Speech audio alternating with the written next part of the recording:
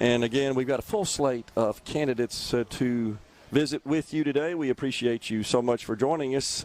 Now in the Element Wealth set up here in the square is Bethany Hill. She's a candidate for Mississippi's Agriculture and Commerce Commissioner, running as a Democrat. Bethany, good to have you on today. Thank you for having me. So I caught a bit of your speech this morning. You're just about 30, 40 minutes removed from that, right? Yes, sir. Absolutely. It was a great time. It's a great honor to be here. This whole event is very historic, and it's such a proud thing for Mississippians to have, and to be part of that, it's just a huge honor. Well, I appreciate you noting that.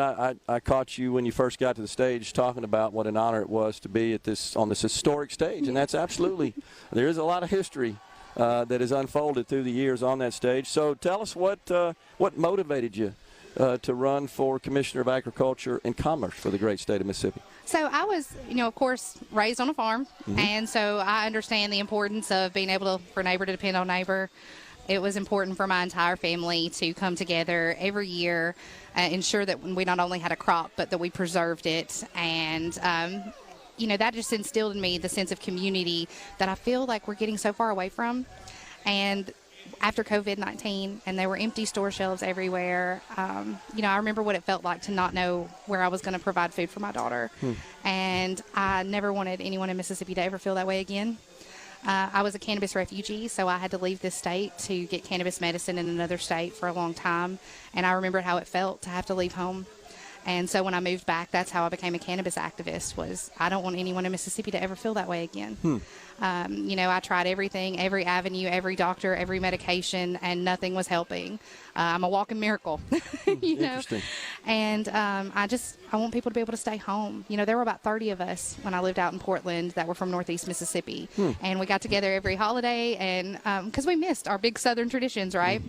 And I think at one point there were 30 of us at Thanksgiving. And I just never wanted anyone in Mississippi to have to leave that again. I wanted to provide a better Mississippi so that our future can stay here, and maybe even bring some of these people back home. Half of us have moved back home already.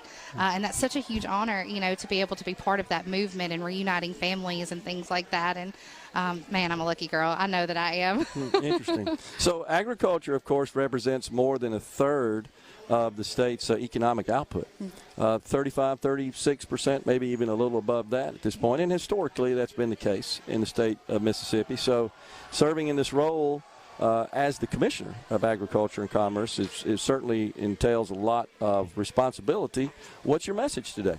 Well, I just want people, I've been working down in Jackson for the last few years. I'm really passionate about all of these policies and how they intertwine with other everyday things. For example, with Medicaid expansion and the food as medicine programs that are now emerging, actually we found that there's an $80 billion hindrance right now in the healthcare system due to food insecurity and poor nutrition due to all the ailments that come from that. So, of course, in an area of food deserts and, a lot of grocery stores are closing in the Delta, different things like that are happening, all of these things tie together.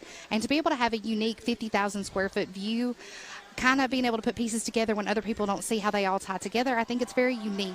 And I think I'm lucky that I have mentors, so many mentors down in Jackson that have led me to be able to learn so many things. And I've taught them about cannabis and industrial hemp. I actually did recycling and composting compliance and regulation out west in a major metro city. So I'm really passionate about hemp plastics and sustainability and composting.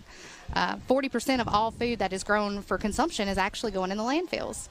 Well, we can do things to fix that. And that's viable compost that our farmers can actually use. So it all ties together, and it's time to get all those parts moving. And I feel like when we do, that Mississippi will not only change her workforce development, economic development will boom, of course, but what's going to happen is I think we'll finally step out in first place and be a leader to the rest of the world. Mississippi's doing it right. Do what Mississippi's doing. They know what they've got going on.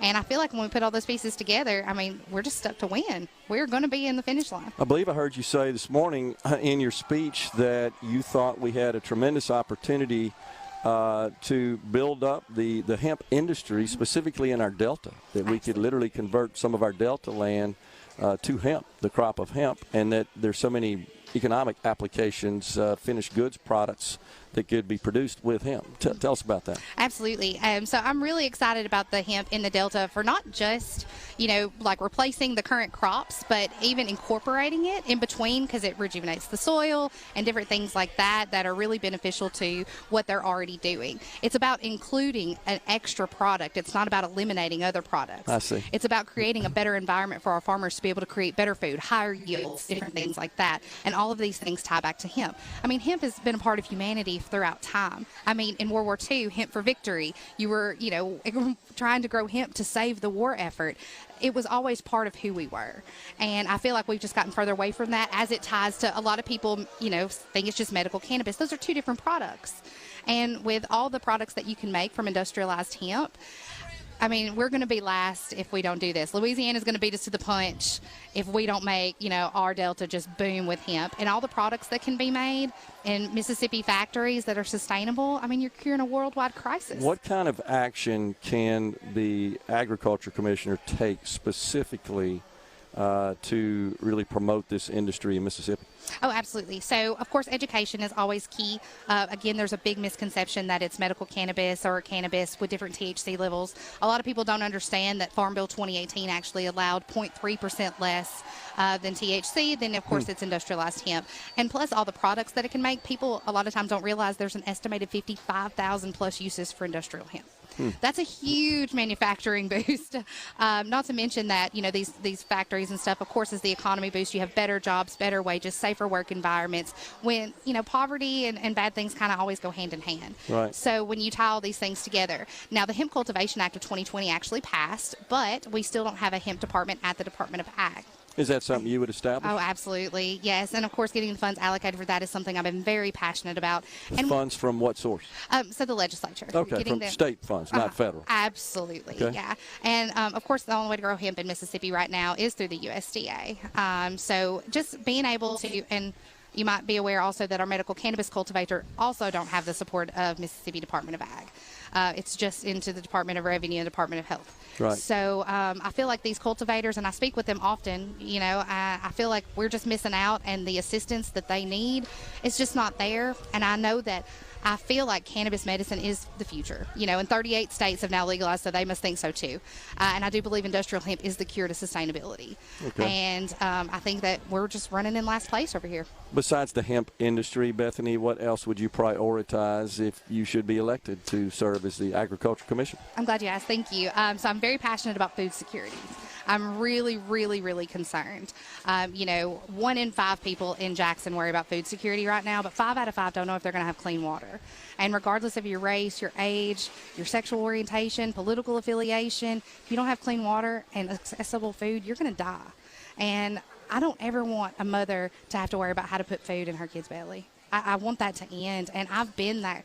What can the Ag Commissioner do, Bethany? We've got to increase specialty crops. We have to increase. We have less than 1% of the state farming now. The median age for farmers is in the 70s. There is a massive problem right now with farmers and suicide throughout the world. And because things are so difficult and regulations in place, the weather, the extreme weather patterns, all of these things are factoring in, making it harder on farmers. So are these, I didn't mean to interrupt you, but are these regulations that could be enacted, implemented by your department as if you were the Ag Commissioner, or is this something we got to go through the legislature for? Well, some of the things obviously you can, and then some things you'll need the support of the legislature. Okay. But I really think when we all come together, amazing things happen, and I love working with other people, and I know that the Department of Agriculture is full of brilliant minds right now, and it really just takes having the conversations and getting the ball rolling. Yeah. Also, I've already been networking, out of Washington, D.C. and seeing what we can implement there, and a lot of people are really passionate about the same things I am, and they're kind of the tone of the future. And so I'm really excited that we're kind of getting ahead of the game so that Mississippi can finally be first. How's the campaign going? Wonderful. I never meet a stranger, so I'm just having the best time. Mississippi is just full of amazing, brilliant, wonderful people, and I'm so grateful to be back home. I really am. What's on tap for you for the duration of the campaign leading up to the primary? Yeah, I've got several events coming up. I'm really excited about them. I'll be in Starkville on Friday, and then we have a virtual debate again. I've already had one debate, and we have another one on Monday night. I'm super excited about that, and then I'll be down in Clay County on Tuesday. Awesome. So what are the voters saying? Is your message resonating, you feel, when you talk about this? Absolutely. I think the COVID-19 pandemic really put things in perspective. A lot of us walked into big box stores and saw empty shelves, and what do we do? And that wasn't just here. That was billions worldwide. The world came to a screeching halt, and I just don't want them to have that fear again. I got you. Bethany, we appreciate you coming on MidDays, and good luck in the campaign. Thank you so much. I appreciate it. Bethany Hill, candidate for Mississippi's Commissioner of Agriculture and Commerce, has been our guest on MidDays. We're taking a break right here from the Element Wealth studio at the Neshoba